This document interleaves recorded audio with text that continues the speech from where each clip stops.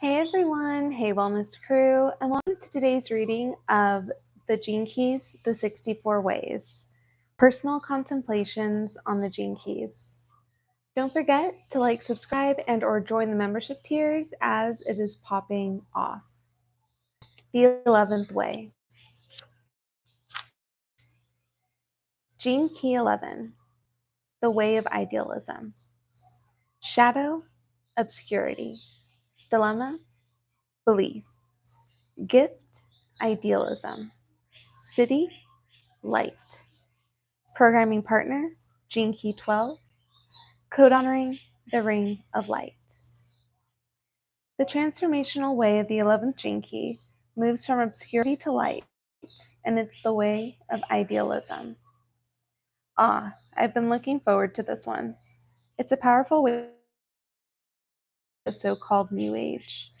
Here we have the shadow of obscurity and the gift of idealism. When does idealism become obscure, and when does it shine out with light? Obscurity is about being lost in the clouds.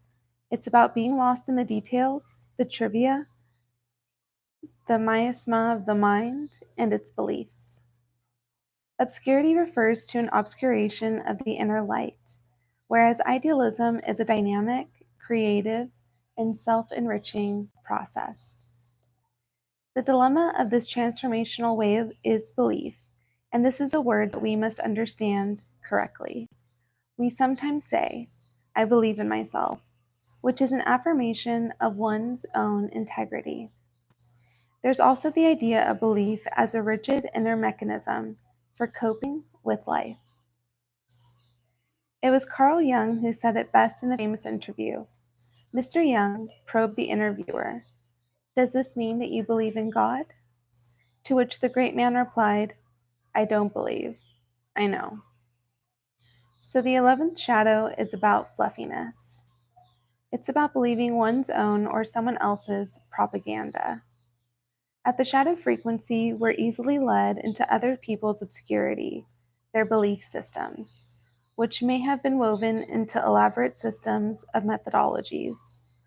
Institutionalized religion is a net of beliefs designed to lift us out of our fears and give us an ideal to strive for. It's a noble goal, but unfortunately, it creates more slaves than rebels. If we have the 11th Gene Key in our profile, or if we're in a deep contemplation of it, we can have a long, hard look at our tendency to be drawn in by systems or ideologies that promise the light, the 11th city. This will also be a good test of the Gene Keys themselves. Are they for real, or just a set of fantasies? Such a divide there is between the light itself and the promise of the light. That's the nub of this whole Gene Key. Of course, the other side of this word obscurity is about being forgotten. It's about being lost in obscurity. We're referring here to the inner world rather than the outer. We're lost in obscurity whenever we become a victim of our beliefs. I want to make this absolutely clear. There's nothing wrong with having a belief, but we have to be able to see that belief as a construct of our mind. Belief and knowing are two very different things. How do we tell whether something is false or genuine? Sometimes the only way is to go in, to go down the wormhole into the system or teacher, and then our experience will show us. It's interesting that the 12th Gene Key, the next in the sequence, and the programming partner here is the shadow of vanity and the gift of discrimination, because that's how obscurity gets us. It feeds our vanity. It promises us riches, or it promises us the light if we do such and such. We have to learn the art of discriminating between the genuine voices and the less than genuine. That's an essential aspect of taking any spiritual path. Sometimes a mistake is pure gold, so we needn't beat ourselves up. A mistake that shows us our tendency towards the inessential, towards something that hooks our beliefs, can be a massive wake-up call. If we look at the field of health today, we can see the same thing. There's an army of doctors, experts, healers, therapists, and they all promise to help us with our health, whether that's through prescribing us medication or holding a purple amethyst over our third eye or whatever. A great deal of it is just obscurity. A great deal of it is simply the placebo effect. We buy into a belief and it appears to work. There's nothing wrong with any of that, but at a certain point in our path, we realize that everything comes down to us, to what's inside us. What's beneath all this? What's belief? It's something we decide in our mind. That's the key. Our mind becomes convinced of a truth, and then we put that truth into our body, into our DNA, and it manifests. As I said, I'm not saying it's all rubbish. Not at all. But I am saying that at the shadow frequency, we tend to give away our authority to others. We want someone else to do it for us. It's like this Gene Keys business with our hologenetic profile. If I started offering readings, can you imagine how popular that would be? I'd be booked solid every day. And because we don't do it that way, it's a much harder sell. We have to do our reading on ourselves. It's not just about believing what I say. That's the whole problem with us in the first place. We won't take responsibility for our own life, our health, our purpose, our relationships, our karma. Think about science. Science is not supposed to be about belief. It's supposed to be absolutely open. But scientists become believers too, and they believe in theories, logic, and their own opinions. A good scientist is never a believer. They remain always open. They're available for their views and perspective to always be changing and adapting. Yes, scientists should be the most open-minded people on the planet, as should religious people. But see how obscurity works. Even scientists can obscure the truth. They can prove anything if they believe in it enough. They can become fanatics, and then they believe that only their view is right. A sad situation, that is. Obscurity robs us of creativity. We get caught up in a mental net, a net of ideas. And no matter how well intended it is, it keeps us from actually making any progress. It's not quite a dead end street, in fact. It's more an eternal loop. Obscurity traps us. It distances us from the inner light. Beware the siren song of belief. We don't want to believe. We want to know. And to know, we must take our own journey, not someone else's. Take the example of these 64 ways. These are my contemplations on the 64 gene keys, and I hope they're inspiring. But ultimately, we must do our own journey of contemplation.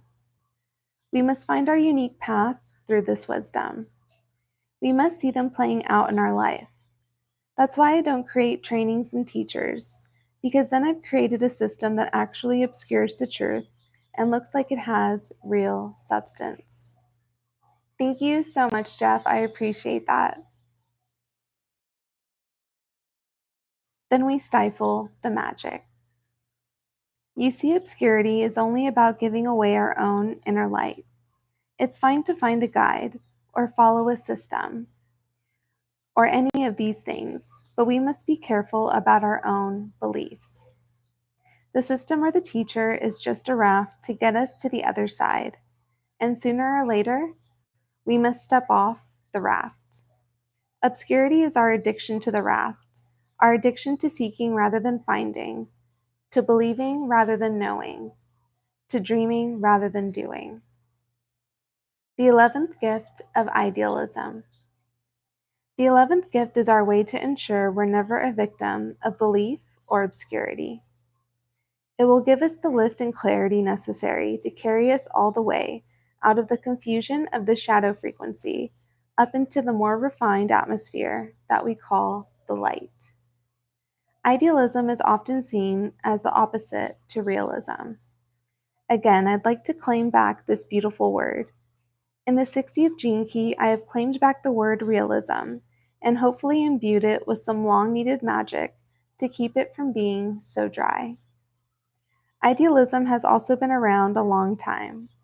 In the Rig Veda, the ancient Hindu holy text, idealism was espoused as the notion that consciousness pervades everything in the universe. Many great philosophers and movements picked up this idea and developed it. Plato, Kant, Hegel, Russell, and Kierkegaard have all developed this concept down the centuries. But I don't want to discuss metaphysics. Since we're talking about the gift frequency here, we're talking about creativity and action. So let's make this practical. To have an ideal at the core of our life is to live a life of great expansion and purpose. The trick with the 11th Gene Key is to see that the ideal itself is not something literal and personal. What I mean by this is that our ideal is simply the carrot we use that draws our frequency upwards.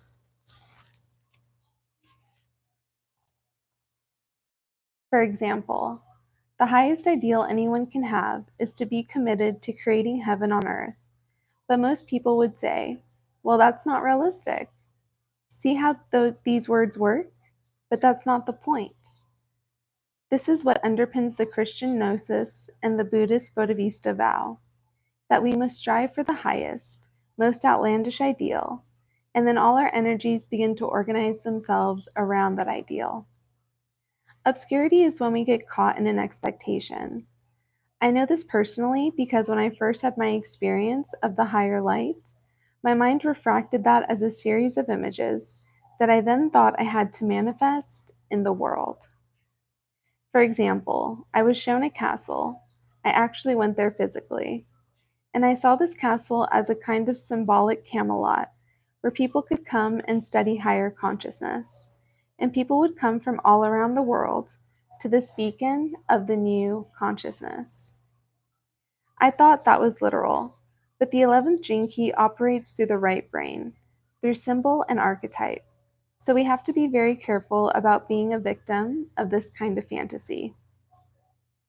The castle is a symbol for a great ideal, the ideal of synergy, a higher organizing principle of virtue, service, and fellowship. It may even manifest as a castle one day. One must always remain open. But the point is that the ideal itself carries the light into our DNA and ignites the light in our DNA. That is how the 11th gift works. Our ideal energizes us. It illuminates us. It enlightens us. It gets us out of bed in the morning with enthusiasm. It's the mental, emotional, and physical shell in which we can pour all our highest aspirations. If, for example, we carry this ideal of a perfect world and we're in the business world, it will affect every decision we make. It will inform every relationship we enter into. It becomes an impulse at the core of our approach to business, and the same with relationships, health, family, eating, everything. Our ideal animates our life, so the higher and richer we can make it, the more power it will have in our life. The thing we need to understand about the light is that it's all pervasive. It unites all forms and manifestations of phenomena. If, for example, we set ourselves up as someone who channels the ascended masters, then we had better realize that this is nothing more than a brand. The ascended masters are aspects of our higher consciousness. They're not up there, separate to our own greater being. Otherwise, we are caught in obscurity and will capture others in obscurity. It's all about vanity, the shadow of the programming partner, because secretly it makes us feel special that the masters have selected us to be their vessel. I don't wish to be harsh on the new age, but these shadows really don't serve us. They only disempower. As long as we get the joke, then it's okay to brand ourselves with these kind of stories. If we believe the story, then we get lost in it.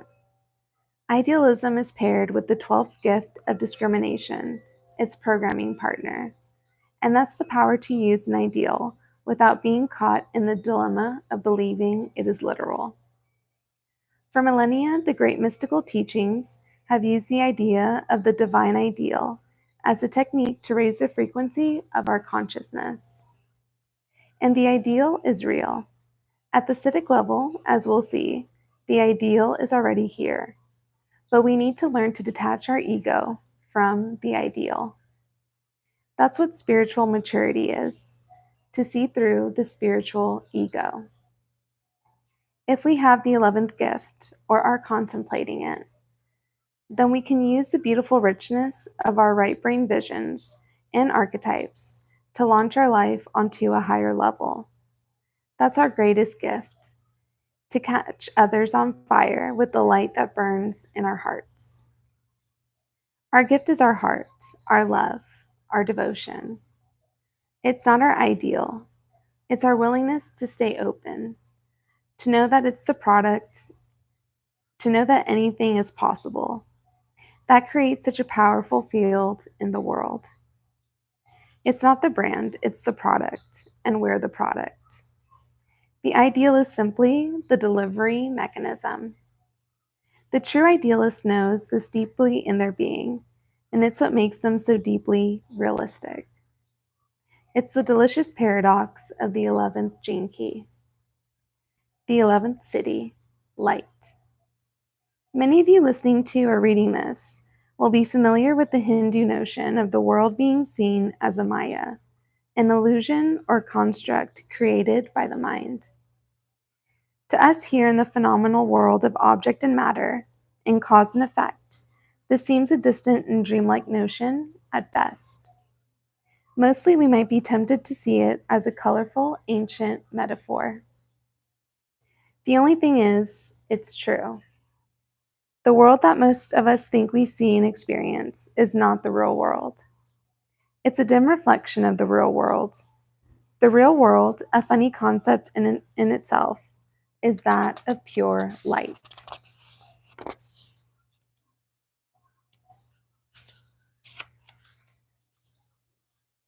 We use the word light as a metaphor here because it isn't really light, but light is the closest concept to it. I'm talking about the light of consciousness. Let's do a little meditation.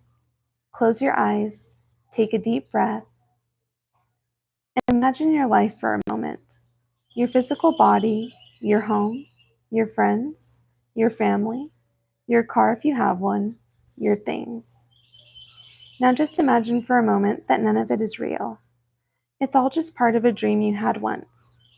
That's the view from the enlightened state. Okay, so let's go on.